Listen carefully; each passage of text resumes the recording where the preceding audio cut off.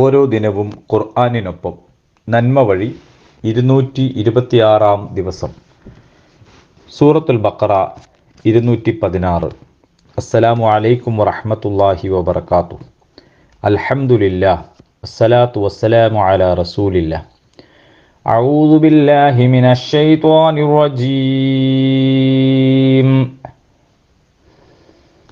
കുതിബ അലൈക്കുമുൽ ഖിതാലു വഹുവ കുർഹും ലക്കും വഅസാ അൻ തക്റഹു ശൈഅൻ വഹുവ ഖൈറുൽ ലക്കും വഅസാ അൻ തുഹിബ്ബു ശൈഅൻ വഹുവ ശർറുൽ ലക്കും വല്ലാഹു യഅലമു വഅൻതും ലാ തഅലമൂൻ.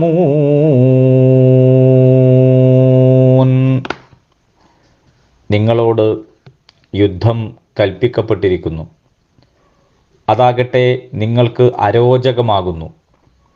നിങ്ങൾക്ക് ഗുണകരമായ കാര്യം ചിലപ്പോൾ നിങ്ങൾക്ക് അരോചകമായി തോന്നിയേക്കാം. ദോഷകരമായ കാര്യം ചിലപ്പോൾ പ്രിയങ്കരമായും തോന്നിയേക്കാം. അള്ളാഹു അറിയുന്നു, നിങ്ങളോ അറിയുന്നില്ല. യുദ്ധം ശാരീരികമായ ത്യാഗമാണ്. മക്കയിലെ നീണ്ട പീഡന പർവ്വങ്ങളുടെ മൂർധന്യത്തിന് ശേഷം അവർക്കതിന് അനുമതി ലഭിച്ചു. അവിരാമമായ അക്രമങ്ങൾക്കും അപഹാസങ്ങൾക്കുമെതിരെ നീതിയുടെ പക്ഷത്തു നിന്ന് ധർമ്മസമരത്തിനുള്ള ആഹ്വാനം. അനീതിക്കെതിരെ നീതിയുടെ പക്ഷത്തു നിന്ന് പോരാടാനുള്ള ആർജവം വിശ്വാസികൾക്കുണ്ടാവേണ്ടതാണ്. അത് കാലത്തിനും ദേശത്തിനും അനുസരിച്ച് വിവിധ രൂപത്തിലാകുമെന്ന് മാത്രം. അതിന് ശക്തമായ മാനസിക ശാരീരിക പ്രയത്നങ്ങൾ അത്യാവശ്യമാണ്.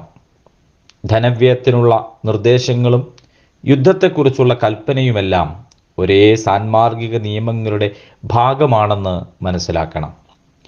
കാരണം പോരാട്ടം ധനം കൊണ്ടും ജീവൻ കൊണ്ടും നടത്തേണ്ടി വരും.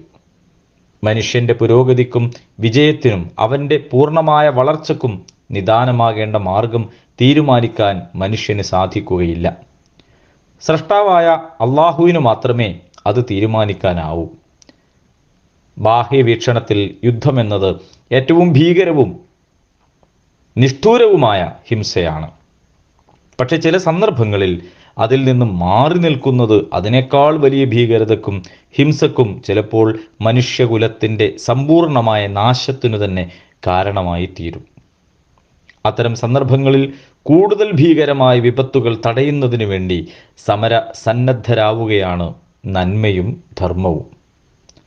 അള്ളാഹു അനുഗ്രഹിക്കുമാറാകട്ടെ. അൽഹംദുലില്ലാഹി റബ്ബിൽ ആലമീൻ.